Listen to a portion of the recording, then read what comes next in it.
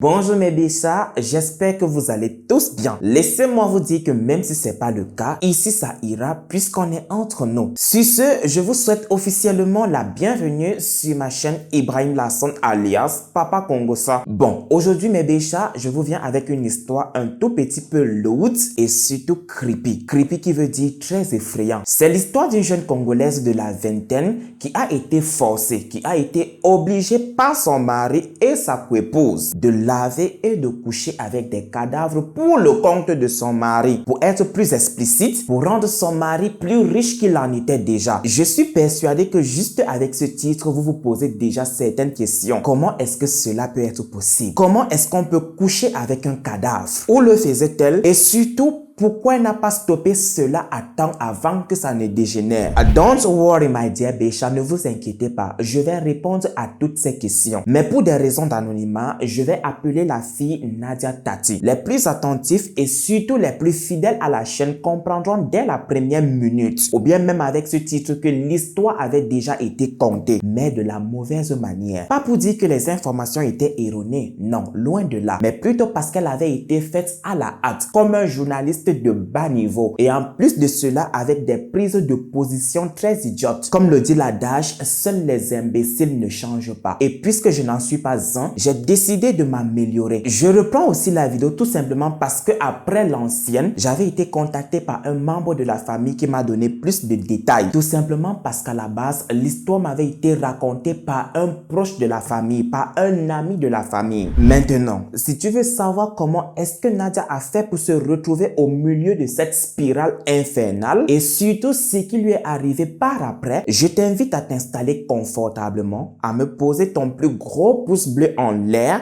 et on y va.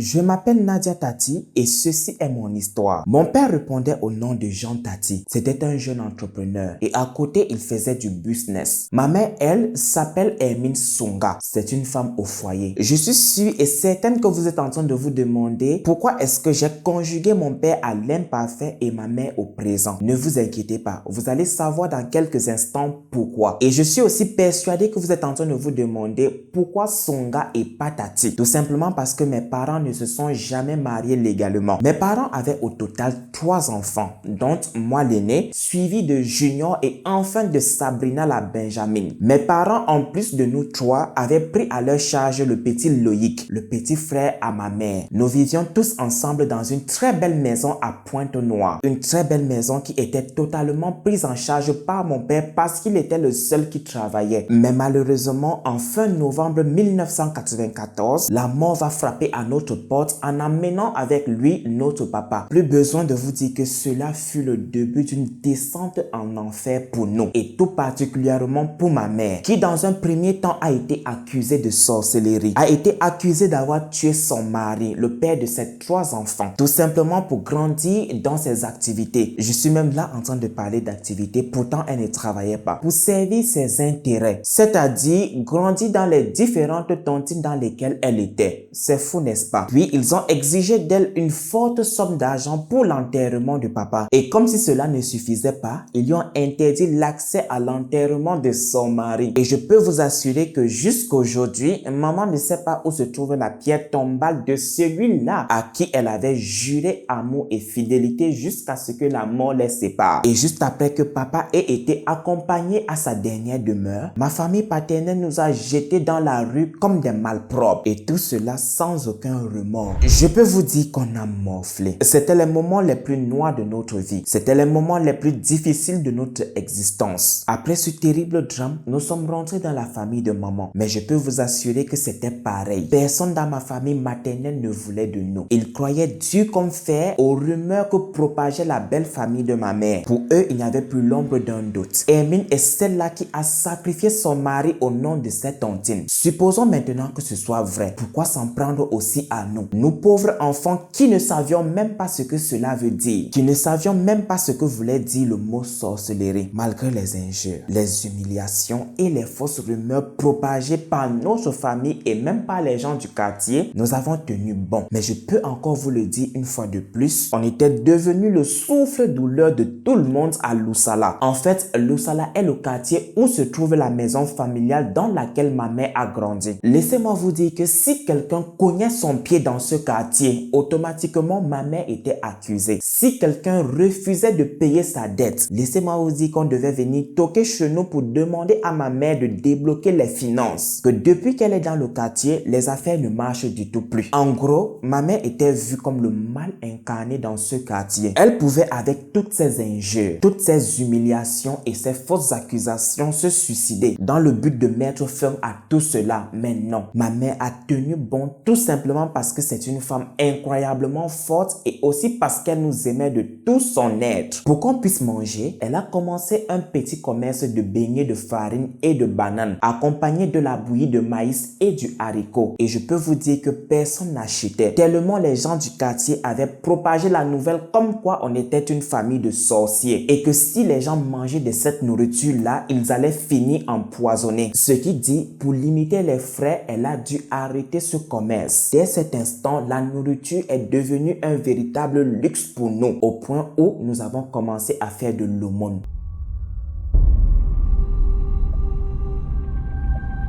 En février 1995, alors que nous étions en train de sillonner les rues de Loussala comme à notre habitude pour avoir un peu d'argent, maman est tombée par hasard sur tonton Jules à l'arrêt de bus. En fait, tonton Jules est l'un des ouvriers de papa avec qui maman s'entendait très bien et qui depuis la mort de papa s'était reconverti à la couture puisqu'à la base c'était son métier. Autour d'un pot, les deux ont discuté et pendant la conversation, maman lui a raconté toutes les péripéties, toutes les montagnes russes qu'on traverse depuis la mort de papa. Touché et peiné par notre situation, tonton Jules a proposé à maman d'aménager dans sa chambre familiale à Louandilé, car pour lui, il était temps de trouver une chambre à louer près de son atelier, une épine de moins arrachée à notre peau. Mais pour manger, il fallait toujours continuer à faire de l'aumône, puisqu'on ne pouvait du tout pas faire un commerce vu la réputation que les gens de Loussala nous avaient collé sur la peau. Et ce n'est pas aussi pour dire que la famille de tonton Jules ou tonton Jules lui-même ne nous aidait pas. Pour moi, c'était des anges envoyés du ciel pour nous aider. En fait, on ne voulait juste pas être une bien lourde charge pour eux. On ne voulait surtout pas abuser de leur gentillesse. Je peux vous dire avec un grand sourire aux lèvres que tonton Jules était très bon dans ce qu'il faisait. Un jour, il a cousu de jolis modèles qu'il a exposés devant son atelier pour attirer la clientèle. Et par chance, ce jour, un riche monsieur passait dans sa voiture et a été séduit par son travail. Voilà comment il est descendu de son véhicule et s'est dirigé droit vers l'atelier de mon tonton pour lui demander s'il pouvait reproduire les mêmes modèles pour l'anniversaire de sa femme. Qui dans cette situation peut dire non à ce genre de proposition? Proposition très alléchante pour être précise. Ce monsieur proposait des prix largement supérieurs au prix que tonton Jules prend d'habitude pour les mêmes reproductions. Et donc, pour faire son travail, il avait besoin des mesures de la dame. Pour des raisons d'anonymat, une fois de plus, on va donner des petits surnoms au monsieur et à sa femme. Et tout d'un coup, c'est Bernard et Odette qui me vient à la tête. On va donc valider Bernard et Odette. Alors, tonton Jules a fermé son atelier et ils se sont rendus chez Bernard. Quand ils arrivent, tonton Jules est séduit par autant de richesses, mais ne s'est laissé éblouir. C'est un homme qui a des principes et des valeurs. Alors, il a fait ce pourquoi il s'était rendu chez Bernard et a livré à temps Odette, qui en retour est tombée sous son charme. Pas qu'elle est tombée amoureuse de mon tonton Jules, non. Loin de là les intentions d'Odette. Elle est plutôt tombée amoureuse. Elle est plutôt tombée sous le charme du savoir-faire de mon tonton. Elle lui a proposé de devenir son tailleur personnel. Quel immense plaisir. Beaucoup de répétitions de non. Ce n'est pas du tout moi qui le veux ainsi. On doit être fidèle à notre test. On doit être fidèle à l'histoire. J'espère que ça ne vous dérange pas du tout.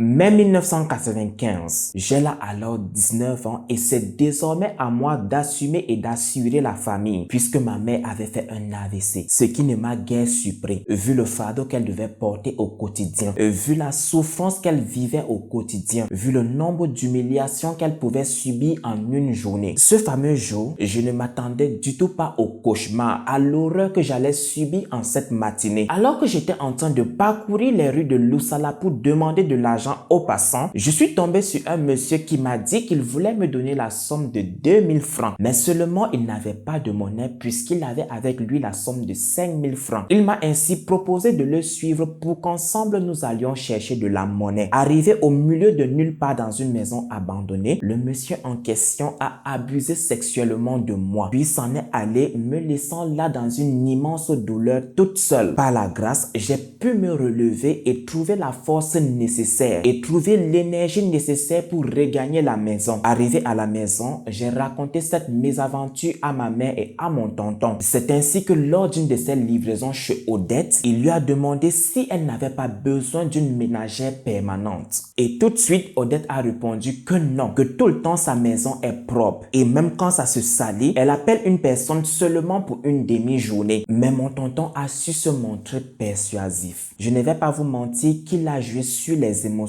lorsqu'il était en train de raconter notre histoire et surtout mon viol. C'est ainsi qu'à la fin de leur discussion, Odette a accepté de me rencontrer. Le lendemain de leur conversation, je suis allé rencontrer Madame Odette, une femme d'apparence très douce, très calme, très sûre d'elle, très polie, très gentille, très tout ce qu'il y a de positif sur cette terre, qui m'a dit que pour un début, elle allait me confier seulement la lessive et que si j'étais bonne dans ce domaine, elle allait me confier d'autres tâches et surtout bien me payer. Elle m'a aussi dit avant que je ne rentre ce jour que je dois me présenter chez elle seulement à 10 heures du matin, que je ne dois jamais arriver chez elle à 8 heures ni à 9 heures et que si 10 heures 5 me trouvait hors de son portail, de prendre directement ma journée. Je ne vais pas vous cacher que ça m'a paru un peu bizarre. Vous savez, il y a un adage de nos jours qui dit « Occupe-toi seulement de tes oignons ». Je me suis dit, tout ce qui m'intéresse en ce moment, c'est ce travail. Surtout gagner beaucoup d'argent comme elle m'a dit pour prendre soin de ma famille. Le reste n'était que de petits détails. Voilà qu'un jour par maladresse, je ne dirais même pas par maladresse, ce jour il menaçait de pleuvoir et je me suis dit, pourquoi ne pas me presser chez Madame Odette avant que la montre ne sonne 10 heures pour commencer mon travail tôt et finir aussitôt, mais aussi avant que les premières gouttes de pluie ne touchent le sol. Il était 8h50 par là et je suis arrivé chez ma patronne à 9h. Quand j'ouvre le portail, Madame Odette entre dans une colère noire, me reprochant le fait d'être venu chez elle avant 10h. J'étais là arrêté dans la cour, immobile tel une statue éperdue. Je ne comprenais du tout pas ce qui se passait. Je me posais des tas de questions dans la tête. N'est-il pas préférable pour une bonne comme moi d'arriver tôt que tard, même pas seulement pour une bonne comme moi? N'est-il pas préférable pour une personne qui travaille et qui aime son travail d'arriver tôt que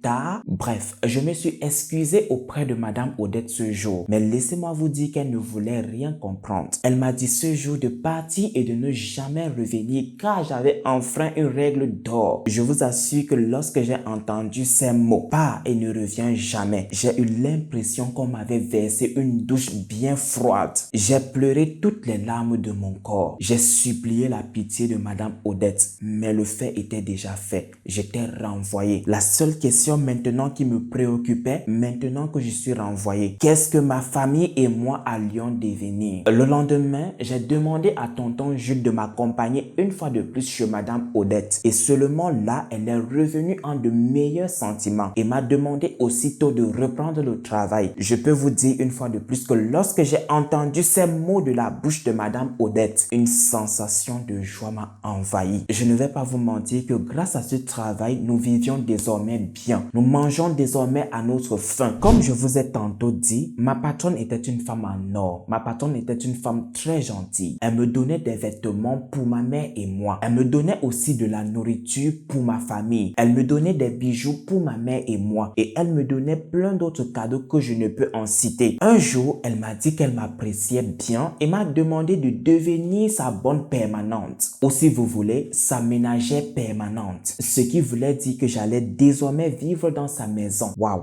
quel honneur Madame Odette me faisait. Et en plus de cela, elle m'avait promis une augmentation. Même là, elle m'a dit que je devais sortir de ma chambre seulement à partir de 10 heures et pas avant. Très personnellement, je m'en fichais de savoir pourquoi je devais seulement sortir de ma chambre à partir de 10 heures. Tout ce qui m'importait en ce moment, c'était mon travail, de bien le faire et de surtout être bien payé pour aider ma famille. Bon, nous sommes maintenant entre nous mes béchats. Voulez-vous vraiment savoir pourquoi Madame Odette était si stricte concernant les horaires d'arrivée ou de réveil de Nadia? Êtes-vous solidement assis de là où vous êtes pour entendre ce que je vais vous révéler comme secret? Je demande si vous êtes solidement assis parce que je ne veux pas vous voir dégringoler de votre chaise. Bon, je vais arrêter de me faire prier et je me lance. Mais avant roulement de tambour,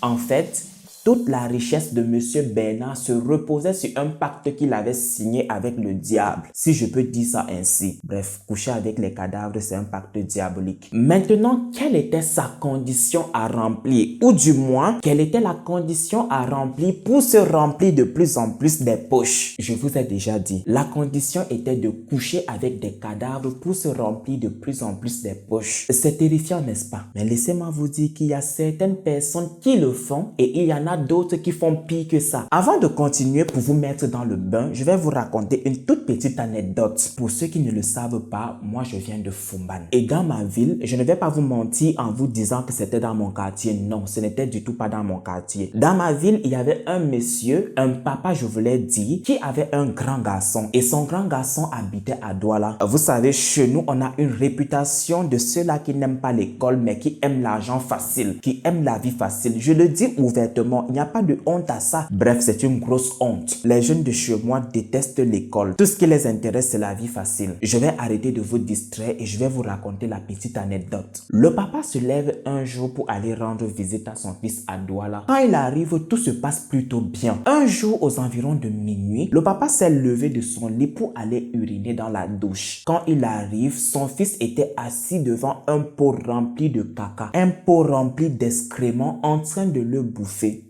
La finalité, c'était quoi? Pour avoir de l'argent. Parce que son fils avait tellement de l'argent. Et quand on lui demandait, qu'est-ce que tu fais? Oh, je fais du business. Son business était bouffer les caca. C'était juste pour vous dire qu'il y a des gens qui font pire que coucher avec des cadavres. Bah, pour moi, coucher avec des cadavres, c'est le plus pire. Je ne me vois pas en train de me mélanger avec une personne qui est déjà morte. Bref, le papa a plié ses bagages à cette heure-là, à minuit, et il a dit qu'il ne veut plus participer à cette mascarade. Bref, c'était la petite anecdote. On continue avec l'histoire de Nadia. Bon, quelques petites théories avant de continuer avec l'histoire de Nadia. Je pense que, et cela n'engage que moi, que Monsieur Bernard a signé ce pacte quand il n'était pas encore marié et qu'au début, il était bien obligé, comme Jérôme. Pour ceux qui ne connaissent pas l'histoire de Jérôme, je vous mets ça là dans le petit i. Qui est donc Jérôme? Pour ceux qui n'ont pas encore regardé la vidéo, Jérôme est un jeune Camerounais qui, pour accéder à un poste bien important, plus important que le poste qu'il occupait, a dû sodomiser un cadavre. C'est une vidéo très intéressante. Je continue donc avec ma théorie qu'il était bien obligé d'aller à la morgue, de soudoyer les morguiers et de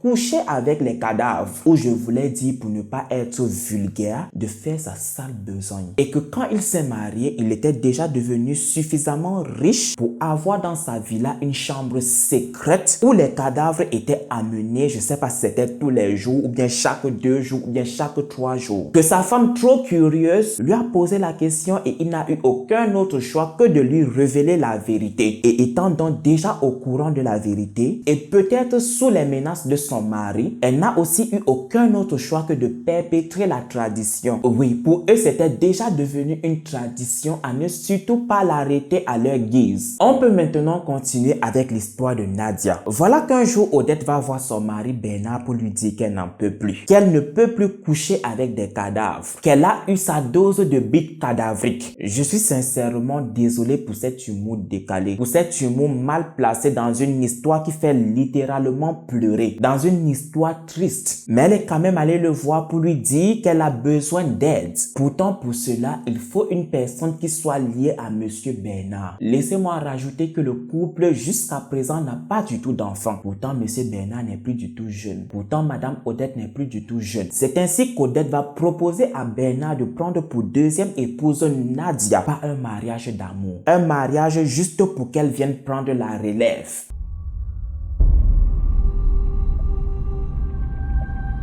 Un jour, mon patron m'a appelé pour me dire que j'étais devenue une très belle femme et que d'un commun accord avec sa femme, il voulait me prendre pour seconde épouse. J'étais là perplexe, perdue. Mais comment est-ce que cela peut être possible? Je sais qu'à ma place, plein d'autres filles seraient ravies. Mais pour moi, cette idée ne m'enchantait guère. J'étais bien trop jeune pour ce monsieur qui était dans la quarantaine, voire la cinquantaine. Je ne voulais surtout pas gâcher ma vie avec lui. Je voulais aussi connaître le véritable amour. Je voulais être normalement courtisée. Je voulais qu'un homme me chante mes prouesses avant de me dire par la suite qu'il veut m'épouser. Mais je peux aussi rajouter que je n'avais pas eu trop de choix. Je suis donc allé rencontrer ma mère et mon tonton, puisque c'était les seules personnes sur qui je pouvais compter ou bien même à qui je pouvais raconter mes problèmes. Moi qui attendais un soutien de la part de ma famille. Moi qui attendais que ma mère se range contre cette idée. Laissez-moi vous dire que cette nouvelle l'a tellement enchantée. Pour elle, c'était la plus belle des nouvelles qu'elle ait reçues après la mort de mon père. Même quand j'ai eu ce travail chez Madame Odette, elle n'était pas tellement en joie comme elle était en ce moment. Sans réfléchir, elle m'a dit oui, qu'elle consentait à ce mariage à 100%. Et pour sa défense, elle m'a énuméré la longue liste de tout ce qu'elle pouvait en tirer de positif avec ce mariage. Ma mère ne pensait qu'à elle. Ma mère m'a littéralement poussé dans la gueule du loup. Ma mère m'a littéralement poussé dans la tanière du lion. Quant à mon tonton Jules, lui, il était contre cette idée. Il ne voulait surtout pas que je gâche ma vie avec cet homme-là. Mais laissez-moi vous dire une fois de plus que ce jour, ma mère a failli se bagarrer avec tonton Jules pour la toute première fois. Je ne l'avais jamais vu autant en colère. On aurait dit qu'elle était possédée. Elle a dit à tonton Jules, tu es méchant. Tu veux juste gâcher mon bonheur. Laisse-moi te dire qu'en lançant ton caillou, l'oiseau a vu. Ma fille va de gré ou de force épouser Monsieur Bernard. C'est un homme très gentil. Et je suis sûr que vous vous demandez si cet homme et moi, on s'est finalement mariés. Traditionnellement, oui. Mais aussi parce que ma mère m'avait dit que si je ne le faisais pas, elle allait me renier. Voulez-vous savoir comment était mon mariage tout au long? Au début de ce calvaire, j'étais toujours considérée comme une vulgaire bonne. Tout au long de cette mascarade, mon mari ne m'a jamais touchée.